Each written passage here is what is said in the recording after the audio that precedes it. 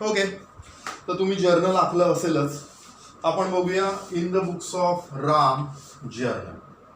बरोबर, राम.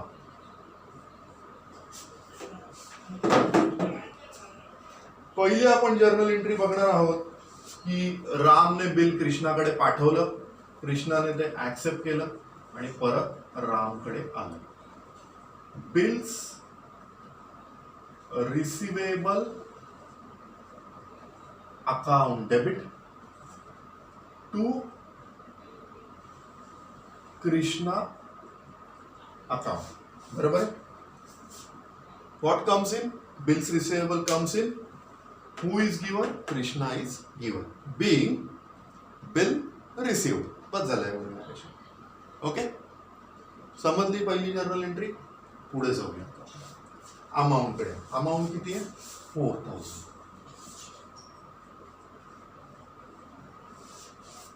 दुसरी journal entry. हे बिल काय केलं मी? माझ्याकडे स्वतःकडे ठेवलं का? नाही. इंडोर्स केलं का? नाही.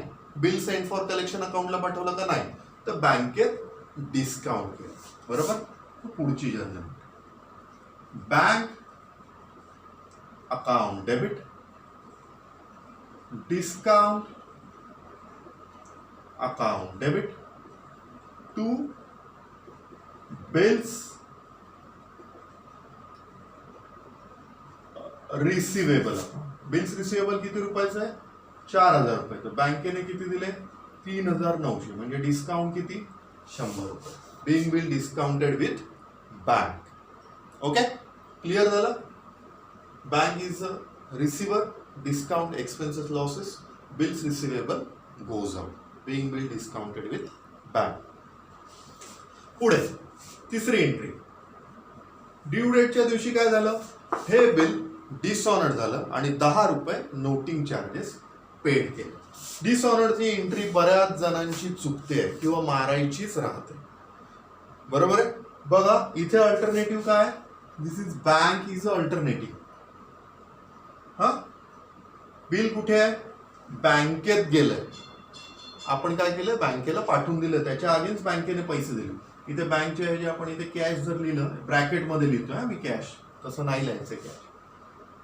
बिल बँकेत असल्यामुळे, डिसऑनर्ड झाल्यामुळे बँक काय करणार? बँक ड्रॉवीला ते बिल पाठवून देणार. कृष्णा अकाउंट डेबिट टू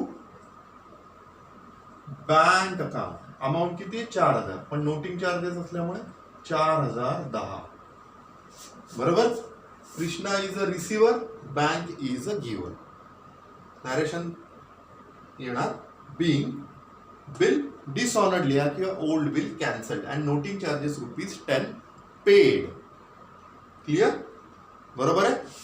पुढे जाऊया. चौथं. कृष्णा काय म्हणतोय की बाबा रे, मी बिल डिसऑनर्ड केलंय, पण तू 4000 पैकी 2000 रुपये कॅश घे आणि 10 रुपये मी तुझे नोटिंग चार्जेसचे पण पेड करून देतो. पुढची journal entry. What comes in? Cash comes in. Cash account debit to. कोणी दिले ही कॅश? कृष्णा अकाउंट. 2000 अधिक 10 म्हणजे 2010. Being part of the amount of bill received with noting charges ₹10. बरोबर. क्लिअर झालं. सगळे जर्नल एंट्री समजतात. बिल आलं, बँकेत डिस्काउंट केलं, बिल डिसऑनर्ड झालं, पार्ट अमाऊंट मिळाली विथ नोटिंग चार्जेस. ओके. आणि उरलेले जे 2000 रुपये आहेत त्याच्यासाठी काय म्हणतोय की बाबा नवीन बिल इश्यू कर, पण कसं कर? Including interest ₹50. तर पुढची जर्नल एंट्री 5वी. इंटरेस्ट चार्जची आधी आपण एंट्री करूया. इंटरेस्ट चार्जची एंट्री काय होणार? Krishna account debit to interest account. Amount आहे 50. Krishna account debit to interest account. Amount आहे 50 रुपीज. बरोबर. Being interest charge. बरोबर. Being interest charge. ही एंट्री समजली. इंटरेस्टला आपण क्रेडिट ठेवलंय कारण हे आपल्यासाठी होणारं उत्पन्न आहे. पण इंटरेस्ट कोणाच्या माथ्यावर मारलंय? कृष्णाच्या माथ्यावर मारलंय. ओके. पुढे नवीन बिल आलं माझ्याकडे, पण ते कसं आलंय? 2000 अधिक 50 रुपये इंटरेस्ट, 2050 नवीन bill. Bills receivable second account debit to Krishna account. Amount किती? 2050. 2050. ओके. क्लिअर झालं. आपला प्रश्न इथपर्यंतच विचारलेला. Being fresh acceptance received with interest ₹50. हे याचं नॅरेशन. बस एवढ्या 6 जर्नल एंट्री करायच्या आहेत, कारण त्याच्या पुढे त्यांनी काय विचारलेलंच नाही. In the books of Ram journal. हे झालं आपले जर्नल एंट्री 6 एंट्रीज. पण त्याच्या पुढे अजून त्यांनी प्रश्न विचारला. And show Krishna's account. And show Krishna's account. Okay. आपण मी प्रोव्हाइड केलेलं जे काही तुम्हाला सॉफ्ट कॉपी आहे त्याच्यामधला आपण पहिला प्रॉब्लेम सोडवत आहोत. आता आपण सिरियली येणार. मी तुम्हाला आता सिरियली सगळे बोर्ड प्रॉब्लेम आता एक तर मी काहीतरी सोडून देईल, मग तुम्ही सगळे बऱ्यापैकी सोडवतील. ओके. पुढे करायचं आपल्याला लेजर. लेजर कोणाचं करायचंय? Krishna. Okay. Krishna's account debit credit. आता लेजरचा फॉर्मॅट तुम्हाला सगळ्यांना माहिती आहे, त्याच्यामुळे मी काय आता वेगळं काय करत बसत नाही. ओके.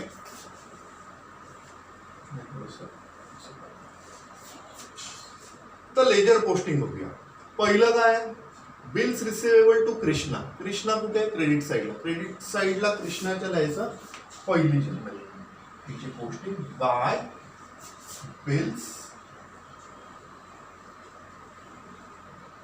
रिसिवेबल. अमाऊंट आहे 4000. बरोबर. क्लिअर.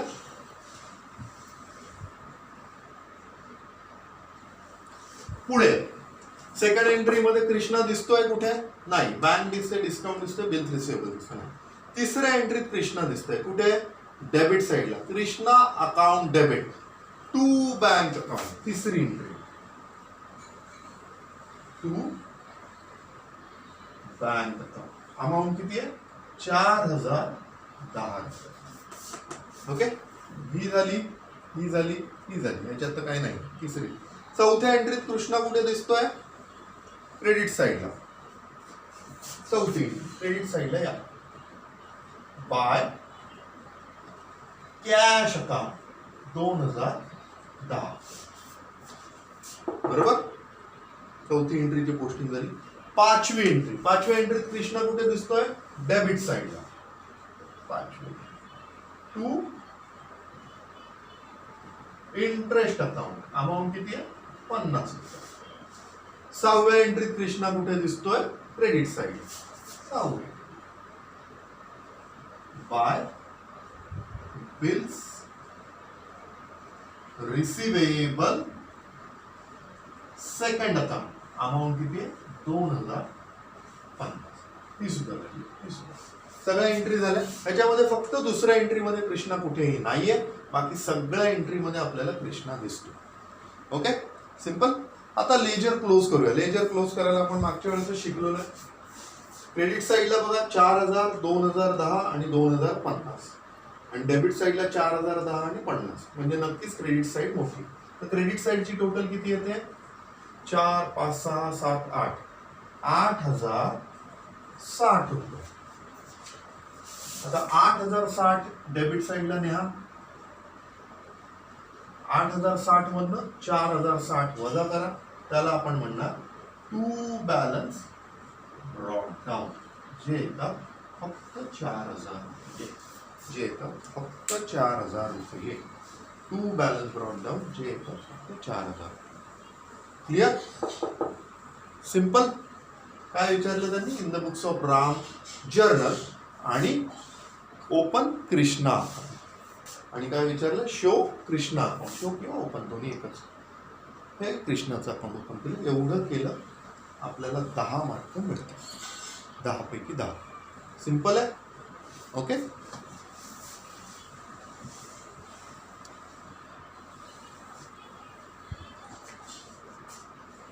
सगळ्यांना समजलं? बघा मी किती वेळात हा प्रश्न पूर्ण केला. मला फक्त 10 मिनिटं लागले. तुम्हाला ते रेषा आखण्यासाठी अजून एक समजा 5 मिनिटं जरी लागले तरी 15 मिनिटात किंवा 20 मिनिटात प्रॉब्लेम वाचून सगळं पकडलं 20 मिनिटाच्या आत हा होऊन जातो. मी तर प्रत्येक वेळेस तुम्हाला समजावतोय आणि सांगतोय आणि लिहितोय. ओके. म्हणजे लक्षात घ्या की किती कमी वेळात आपलं बिल ऑफ एक्सचेंजचं होतं. लक्षात येतं? आता आपण दुसरा प्रॉब्लेम तो सोडवलाय अगोदरच, त्यामुळे मी आता तिसरा प्रॉब्लेम घेतो. हां, तोपर्यंत हे बघा.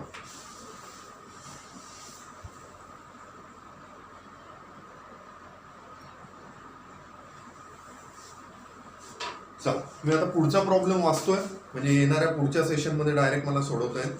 On 1st April 1979, Pawan draws a bill for ₹6,000 on Sanjay for a period of 4 months.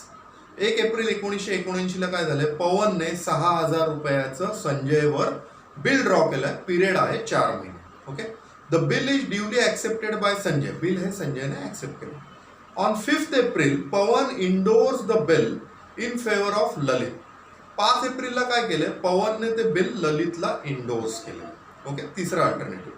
However on 25 July याचप्रमाणे 25 जुलैला काय झालंय? संजय अप्रोच पवन. संजयने पवनला अप्रोच केलं, पकडला and request that the bill to be renewed for a further period of 4 months. आणि बिल renew कर रे बाबा 4 महिन्यांसाठी. बरोबर आहे. म्हणजे बिल डिसऑनर्ड झाले 6,000 रुपये ॲट 12% इंटरेस्ट पर एनम. पण तू इंटरेस्ट पण घे. 4 महिन्यांसाठी 6,000चं बिल रिन्यू तर कर, पण 12% इंटरेस्ट पण घे. Pawan agrees and pays the necessary money to Lalit. Pawan agree झाला आणि त्याने नेसेसरी जी मनी आहे ती ललितला दिली. Okay. The new bill is duly accepted and paid by Sanjay. नवीन बिल ॲक्सेप्ट झालं आणि संजयने ते पेड केले म्हणजे ऑनर केले. Pass necessary journal entries in the books of Pawan and Sanjay. लक्षात येते? In the books of Pawan drawer journal आणि in the books of Sanjay drawee journal. हे आपण येणाऱ्या सेशनमध्ये लगेच तुम्हाला दुसरं सेशन येते त्याच्यामध्ये आपण जर्नल एंट्रीज बघूया. ओके. तोपर्यंत इथेच आपण थांबूया.